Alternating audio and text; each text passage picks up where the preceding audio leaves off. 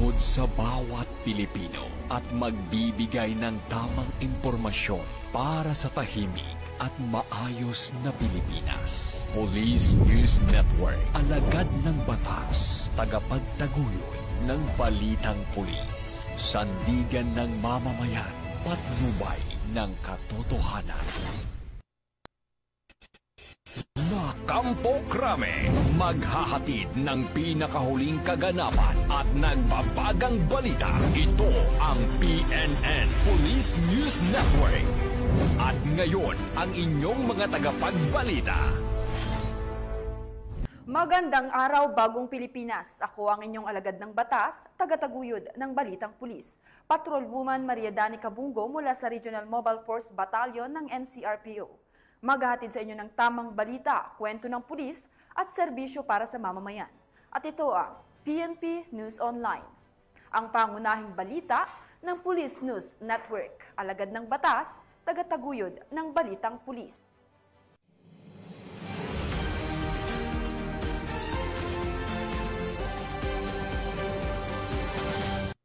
Narito ang mga balitang dapat niyong abangan.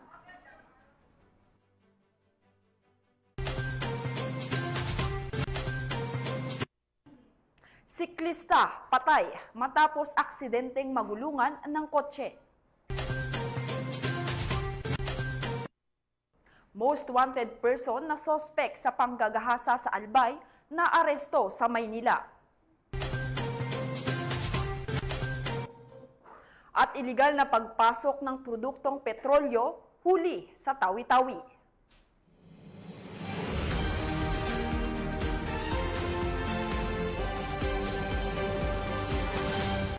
Narito ang mga balitang hatid ng ating PNN correspondents mula sa iba't ibang panig ng bansa.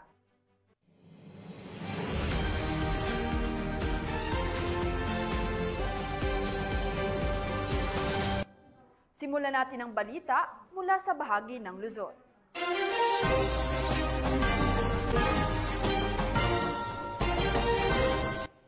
Nasawi ang isang siklista matapos aksidenteng magulungan ng kotse sa kahabaan ng eastbound lane ng Shaw Boulevard, Barangay Capitolio, Pasig City.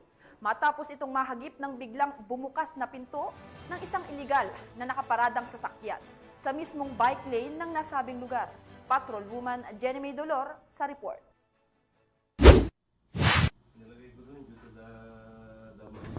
Makikita sa kuha ng CCTV na isang puting UV ang naka-illegal park sa kahabaan ng eastbound lane ng Shaw Boulevard, Barangay Capitolio, Pasig City, kung saan nasakop nito ang bike lane ng daan. Nagdi-deliver umano ng tubig ang driver sa nasabing lugar. Ilang minuto pa nang dumaan ang biktimang siklesta at nang tumapat na ito sa UV ay sakto ding aksidenteng biglang bumukas ang likurang pinto ng nasabing sasakyan at natamaan ang siklestang biktima. Nawalan ito ng kontrol nang ito'y matumba, nasagasaan ang biktima ng kotseng nakasunod dito. Idineklarang dead on the spot ang biktima. Samantala, inaresto naman ang dalawang driver na sangkot sa nasabing insidente na kinilalang sina alias Jeffrey, 39 anyos, driver ng UV, at si alias Marcelo, 59 anyos, driver ng nakasagasang kotse. Matapos basahan ng kanilang karapatan, ang mga sospek ay pansamantalang dinala sa Pasig City Custodial Facility para sa kaukulang disposisyon. Kasong reckless imprudence resulting to homicide and damage to property ang kakaharapin ng dalawang sospek. Mula dito sa Eastern Police District, ako po ang inyong PNN correspondent, Patrolwoman Jenny Midolor, alagad ng batas, tagataguyod ng Balitang Pulis. Maraming salamat, Patrolwoman Dolor. Patay ang dalawang riding in tandem suspect matapos silang habulin at paputukan ng hindi pa nakikilalang lalaki. Ilang sandali matapos nilang pagbabarilin ang biktimang naglalakad sa Barangay Tuktukan, Taguig City. Alamin ang iba pang impormasyon mula kay Patrolwoman Mary May Toniveva. Eksena ng takot at tensyon ang bumalot sa General Luna Street, Barangay Tuktukan, Taguig City matapos nilang masaksihan ang madugong engkwentro sa pagitan ng riding in tandem at isang concerned citizen nitong Martes lang pasado alas 4 ng hapon. Base sa investigasyon, naglalakad sa tabing kalsada ang lalaking nakaitim nang bigla itong paulanan ng bala. Kita sa CCTV kung paano patumbahin ng dalawang sospek na riding in tandem ang biktimang kinilalang si alias Angelo, menor de edad at nakatira sa Barangay Tuktukan, Taguig City. Ngunit sa isa pang kuha ng CCTV, makikita ang isang concerned citizen na nakaputi, bumunot ng baril sa loob ng kanyang bag at hinabol ang dalawang sospek upang barilin. Dito bumulagta ang dalawang sospek at tuluyan ng binawian ng buhay. Sa naganap na insidente, isa pang civilian na tricycle driver ang nadamay at tinamaan ng baril. Kung titingnan natin na dahil ang involvement ng biktima ay illegal drugs, malamang doon umiikot yung natin. Kinilala ang dalawang sospek na si alias Ian, 20 taong gulang, naturang gunman at nakatag bilang top 1 most wanted person dahil sa dalawang kasong pending nito na murder case. At ang rider na si alias David, 23 taong gulang. Kuha rin sa video ang pagkuha ng baril ng barker na ito at agad ipinasa sa isa pang barker. Sa ngayon, inaalam pa ng pulisya ang posibleng koneksyon ng bawat isa.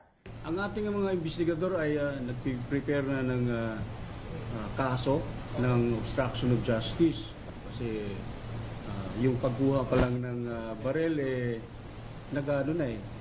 nagkakaroon ng problema yung investigasyon ng ating mga pulis. Samantala, ang biktimang si alias Angelo ay kasalukuyang nasa ospital para sa pagpapagamot, maging ang tricycle driver, habang ang concerned citizen ay pinaghahanap na ng pulisya para sa karagdagang impormasyon.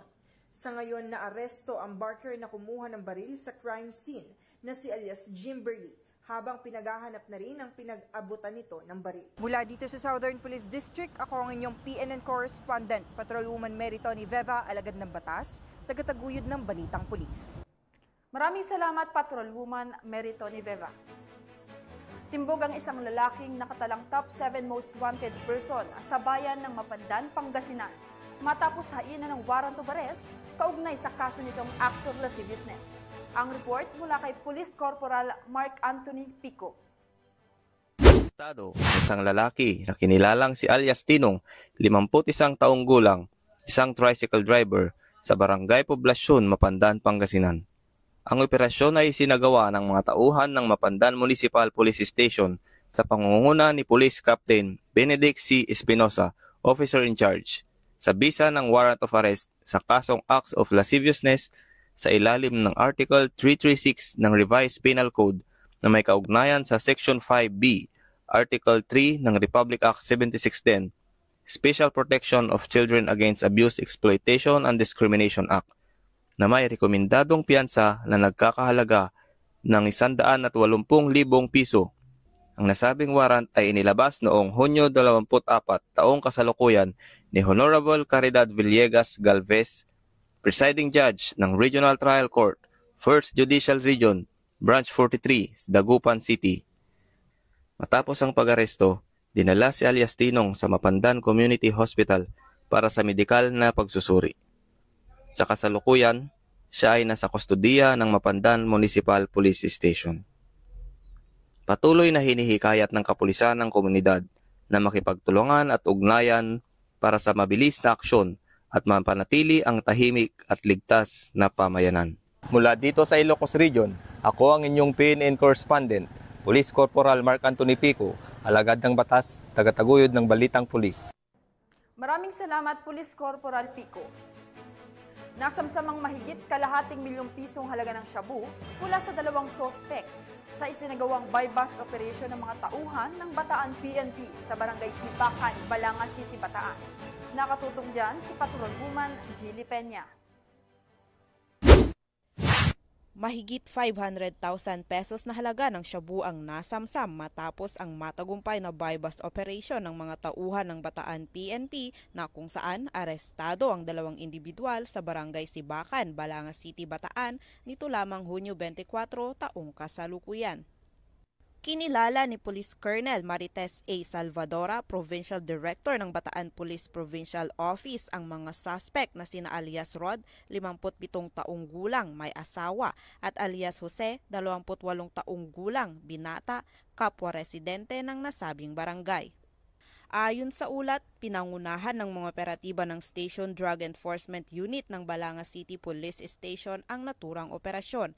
Nasamsam sa mga suspect ang tinatayang 80 grams ng hinihinalang shabu na may standard drug price na aabot sa 544,000 pesos. Agad na dinala ang mga suspect at ang mga nakumpiskang ebidensya sa Balanga City Police Station para sa kaukulang dokumentasyon at disposisyon. Nakatakda namang isampa ang kaukulang kaso laban sa kanila sa paglabag sa RA 9165 o ang Comprehensive Dangerous Drugs Act of 2002. Ang matagumpay na operasyon na ito ay patunay ng patuloy na kampanya ng kapulisan ng Bataan laban sa ilegal na droga. Muling pinaalalahanan ng mga otoridad ang publiko na makiisa sa laban kontra droga upang mapanatili ang kapayapaan at kaayusan sa buong lalawigan. Mula dito sa gitnang Luzon, ako ang inyong PNN correspondent, Patrolwoman Jilly Advincula Peña, alagad ng batas, tagataguyod ng Balitang Pulis. Maraming salamat, Patrolwoman Peña. Nakumpiska ang 3 bangka sa isinagawang seaborne patrol operation ng mga otoridad sa karagatang sakop ng Magsaysay, Palawan dahil sa paglabag sa Municipal Ordinance No. 2010-079 na nagbabawal sa paggamit ng air compressor bilang breathing apparatus sa pangingisda. Patrolwoman Andara Falogme sa report. 3 bangka ang nasabat ng mga otoridad sa isang matagumpay na seaborne patrol operation na isinagawa sa katubigan sakop ng bayan ng Magsaysay, Palawan, dakong alas 4:30 ng hapon nito lamang Hunyo taong kasalukuyan. Pinangunahan ang operasyon ng mga tauhan ng Magsaysay Municipal Police Station sa ilalim ng pamumuno ni Police Lieutenant John Ray C. Cupan, officer in charge ng istasyon. Katuwang nila ang grupong Bantay Palawan na pinamumunuan ni retired Police Lieutenant Joel A. Magbanwa na patuloy na nakikipag-ugnayan sa mga lokal na otoridad para sa proteksyon ng karagatan. Nahuli ang mga nasabing bangka dahil sa paglabag sa Municipal Ordinance No. 2010-079 o pagbawal sa paggamit ng air compressor bilang breathing apparatus, isang gawaing delikado at mapanira sa yamang dagat. Municipal Ordinance No. 2020-239 o pagbawal sa pagpasok ng mga transient fishermen at Municipal Tax Ordinance No. 116 of 2013 na nag-uutos ng tamang pagbayad ng buwis at regulasyon para sa mga bangkang pangisda na pumapasok sa nasasakupan ng Magsaysay. Muling nananawagan ng mga otoridad sa lahat ng mangingisda, lokal man o dayo, na mahigpit na sundin ang mga umiiral na batas at ordinansa upang mapangalagaan ang likas na yaman ng karagatan at maiwasan ang anumang legal na parusa. Mula dito sa home of the Police Eco Warriors, Calapan City, Oriental, Mindoro, ako ang inyong PNN correspondent, Patrolwoman Dara Falogme, alagad ng batas, tagataguyod ng Balitang Pulis. Maraming salamat, Patrolwoman Falogme. Nasa kote ang isang lalaking kabilang sa listahan ng most wanted person sa lalawigan ng Albay dahil sa kasong panggagahasa. Matapos itong matunto ng mga otoridad sa isang palengke sa Sampaloc, Maynila. Nakibalita dyan si Police Staff Sergeant Merculito Lovendino Jr. Naaresto ng mga otoridad ang isang lalaking itinuturing na pinaka-wanted na kriminal sa lalawigan ng Albay habang nagtatrabaho sa isang pampublikong palengke sa Sampaloc, Maynila. Kinilala ang sospek sa alias Naton, 42 anyos, sa isang joint operation ng Rapu-Rapu Municipal Police Station at ng mga tauhan ng Manila Police District. Nahuli ang sospek ng walang kapalag-palag. Batay sa ulat ng pulisya, matagal nang pinaghahanap ang sospek matapos siyang masangkot sa 5 magkakahiwalay na kaso ng qualified rape. Ayon sa record ng korte, inilabas ang mga warrant of arrest na walang inirekomendang piyensa dahil sa bigat ng mga kaso. Naitala rin siya bilang rank 1 municipal most wanted person sa buong lalawigan ng Albay at matagal na rin nakakalusot sa mga otoridad sa pamamagitan ng pagpalipat-lipat ng tirahan. Ikinatuwa Ginagawa ng mga otoridad ang matagumpay na pagkakaresto na nagresulta ng maingat na surveillance at koordinasyon ng mga pulis mula sa Albay at Metro Manila. Kasalukuyang nasa kustudiya na ng rapo-rapo ni Municipal Police Station ang suspect para sa kakulang proseso at inihanda na rin ang kanyang paghaharap sa korte. Ayon sa pulisya, patuloy ang kanilang masigasig na kampanya laban sa kriminalidad at pagtutulungan ng bawat himpilan pulisya upang mapanagot ang mga kriminal saan man sila magtago. Mula dito sa Bicol Region, ako po yung Police News Network Correspondent, Police Staff Sergeant Mercurito P. Lubindino Jr., alagad ng batas, tagataguyod ng balitang pulis. Maraming salamat, Police Staff Sergeant Luvendino. Naghatid ng saya at serbisyong medikal sa mga kabataan ang isinagawang medical and dental mission ng mga tauhan ng Alfonso Lista Municipal Police Station sa isang paaralan sa nasabing bayan. Yan ang balitang hatid ni Police Master Sergeant Ermelinda Cacleong.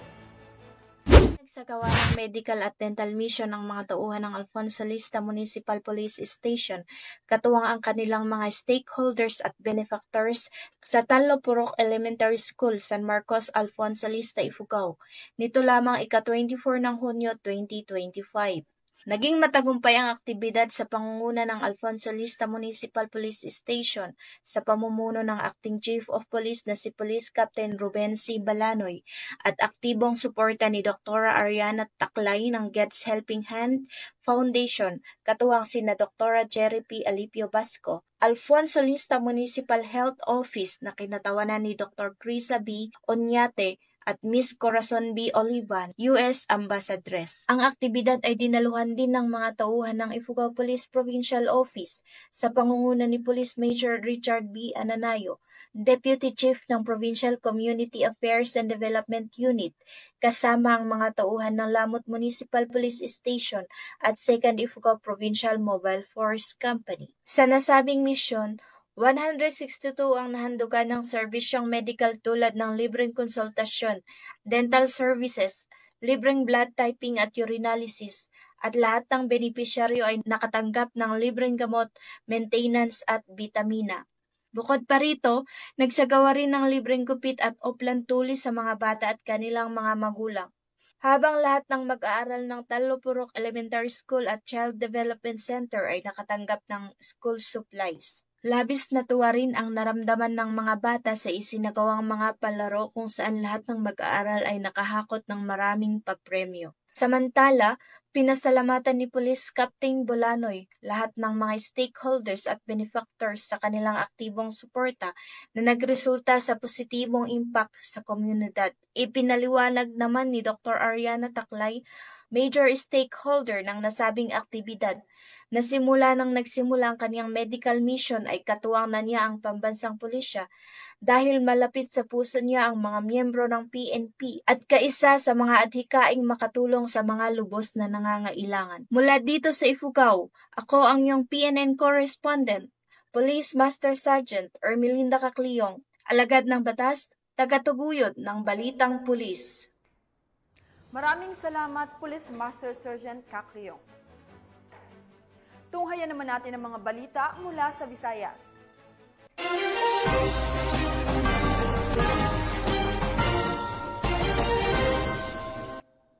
Dahil sa patuloy na pagpapaigting ng kampanya ng pulisya kontra ilegal na droga, nasa batang mahigit 200,000 pisong halaga ng hinihinalang shabu sa isang matagumpay na buy-bust operation sa Putotan, Iloilo. Magbabalita dyan si Patrol Woman Linet Sablon. Umabot sa 204,000 pesos ang tinatayang halaga ng hinihinalang shabu ang nasamsam ng mga otoridad sa isang matagumpay na buy-bust operation na isinagawa sa Barangay Zaraque, Putotan, Iloilo. Ito lamang 25 ng Hunyo, taong kasalukuyan. Kinilala ang suspect na si alias Saddam, 34 na taong gulang, lalaki at residente ng nasabing barangay. Ayon sa ulat ng Putotan Municipal Police Station, nakumpiska mula sa suspect ang 7 heat seal transparent plastic sachet na naglalaman ng inihinanang shabu na may kabuuang timbang na higit sa 30 gram. Batay sa imbestigasyon, 3 linggo umanong minamanmanan ng mga otoridad ang galaw ng suspect bago ikasa ang operasyon. Napag-alamang kumuha umano si Saddam ng supply ng iligal na droga mula sa lungsod ng Iloilo at ipinapakalat ito sa iba't ibang bahagi ng bayan ng Putotan. Sa ngayon, nahaharap ang suspect sa kasong paglabag sa Republic Act 9165, ang Comprehensive Dangerous Act of 2002, at nasa kusdiya na ng Putotan Municipal Police Station para sa karagdagang investigasyon at tamang disposisyon ng kaso. Patunay ito ng patuloy na dedikasyon ng Philippine National Police sa paglaban sa iligal na droga at sa pagbibigay ng ligtas na pamayanan para sa bawat Pilipino. Mula rito sa Western Visayas, ako niyang tenant correspondent, Patrolwoman Nanette Soblat, alagad ng batas tagataguyod ng Balitang Pulis. Maraming salamat, Patrolwoman Sablon. Kulungan ng bagsak ng isang lalaki matapos maaresto kaugnay ng pagnanakaw ng tinatayang 120,000 halaga ng pera sa isang construction office sa Albuquerque, Bohol. Yan ang tinutukan ni Patrolwoman Flora May Azares. Arestado ang isang 29 anyos na lalaki matapos masangkot sa insidente ng pagnanakaw sa opisina sa isang construction company sa Barangay Bahi, Albuquerque, Bohol, bandang alas 11:45 ng umaga noong Hunyo 24 ng taong kasalukuyan. Kinilala ni Police Captain Jose Leandar R. Velasquez, Chief of Police ng Albuquerque Municipal Police Station, Bohol Police Provincial Office, ang suspect na si Gilbert, 29 anyos, residente ng Campao Oriental, Getafe, Bohol.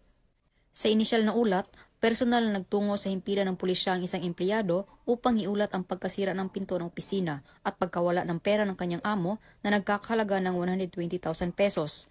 Sa isinagawang beripikasyon sa CCTV footage, positibong kinilala ang suspect na si Gilbert, dating empleyado ng kumpanya. Agad na kumilos ang kapulisan upang tugisin ang suspect, natunton at naaresto ang suspect sa isinagawang follow-up operation. Kasalukuyang nasa kustodiya ng pulisya ang suspect habang inihahanda ang kaukulang kasong kriminal laban sa kanya.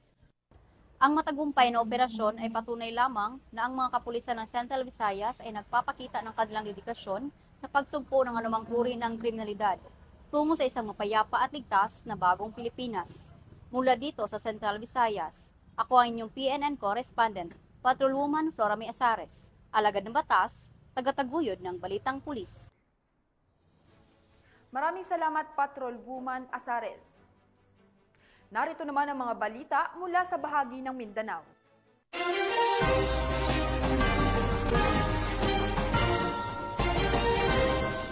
Umabot sa 175 most wanted persons ang naaresto ng kapulisan ng Police Regional Office 13 sa loob lamang ng 3 linggong masinsinang operasyon laban sa mga individual na may kinakaharap na mga kaso sa rehiyon. Tinutukan niya ni Patrolwoman Kay Francisco.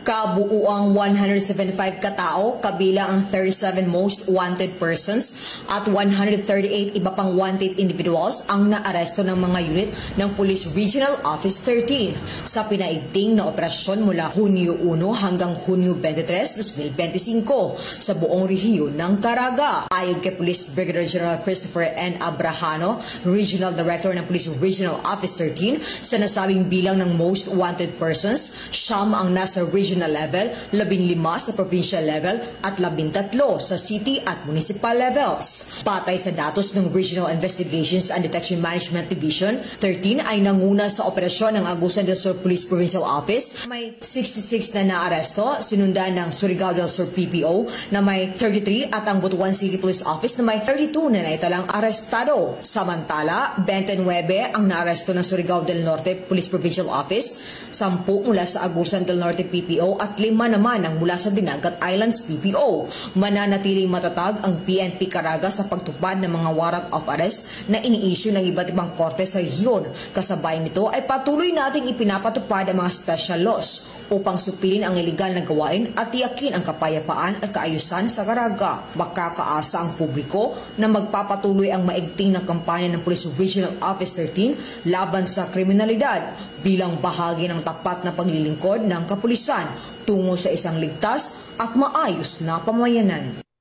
Mula rito sa rehiyon ng Caraga, ako ang Police News Network Correspondent, Patrolwoman Kay Francisco, alagad na batas, tagataguyod ng Balitang Pulis. Maraming salamat, Patrolwoman Kay Francisco. Himas rehas ang isang mangingisda matapos makumpiskahan ng baril at mga bala sa ikinasang search warrant operation sa Glan, Sarangani. Nakatutok dyan si Patrolwoman Brilliant Jean Cabonilas. Isang mga isda matapos makumpiskahan ng ilegal na baril at mga bala sa isinagawang search warrant operation ng mga operatiba sa Purok Islam, Barangay Cablalan, Glan, Sarangani Province nito lamang ika-24 ng Hunyo 2025. Kinilala ni Police Lieutenant Colonel Jovinson Bugnot Bayuna, hepe ng Glan Municipal Police Station, ang suspect na si alias Rusty, 46 anyos, isang mangingisda at residente ng nasabing lugar. Bandang alas 5 ng umaga, isinagawa ng mga tauhan ng Glan Municipal Police Station kasama ang Sarangani Provincial Mobile Force Company ang search warrant operation. Na-recover mula sa suspect ang isang unit ng 9mm Uzi pistol at 23 ng bala. Nakumpiska din ang 2 plastic sachet ng hinihinalang shabu na may kabuuang timbang na 0.12 na gramo at nagkakahalaga ng 6,800. Iba pang drug paraphernalia. Kasalukuyang nasa kustudiya na ng Glan Municipal Police Station ang suspect at nahaharap sa kasong paglabag sa 10591 at RA 9165. Patuloy ang pagpapaigting ng kampanya kontra iligal na droga at loose firearms. Mula dito sa Regional Office 12, ako po ang inyong PNN correspondent, Patrolwoman Brilliant Jean Cabonilas, alagad ng batas, tagataguyod ng Balitang Pulis. Maraming salamat, Patrolwoman Brilliant Jean Cabonilas. Nahuli ng mga operatiba ng PNP Maritime Group ang iligal na pagpasok ng mga produktong petrolyo sa Sitangkay, Tawi-Tawi. Narito ang buong detalye ng report mula kay Patrolwoman Angela Bandarlipe. Nasabat ng mga tauhan ng 1st Special Operations Unit ng PNP Maritime Group ang 2 hindi markadong speedboat na hinihinalang sangkot sa iligal na pagpapasok ng produktong petrolyo sa isinagawang seaborne patrol operation nito lamang Hunyo taong kasalukuyan sa Sitangkay, Tawi-Tawi.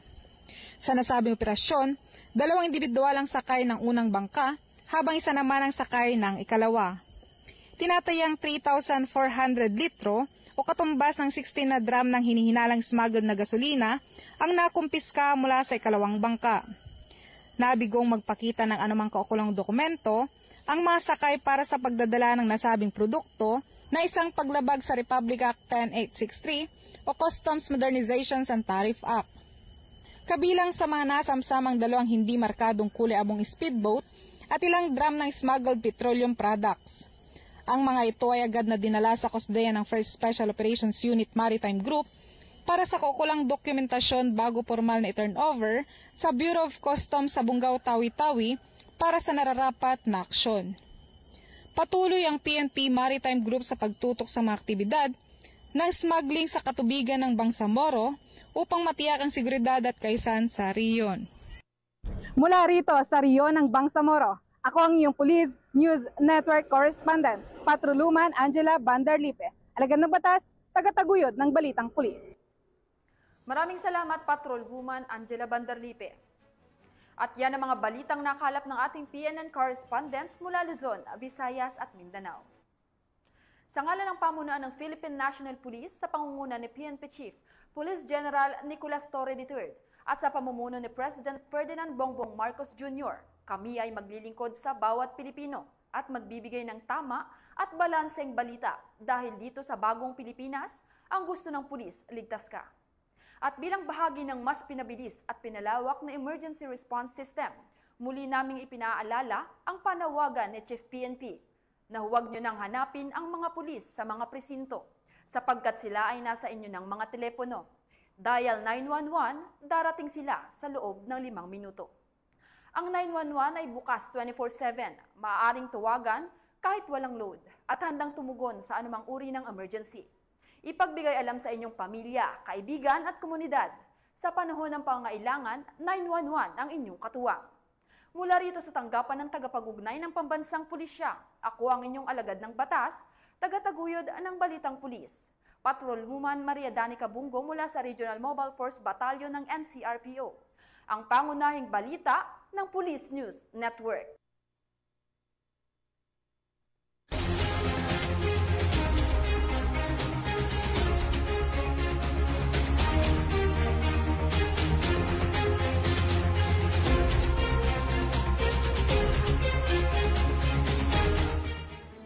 Police News Network, alagad ng batas, tagapagtaguyod ng balitang pulis.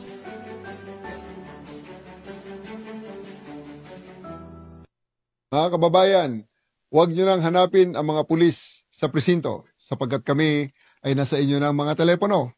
Dial 911, darating kami sa loob ng 5 minuto.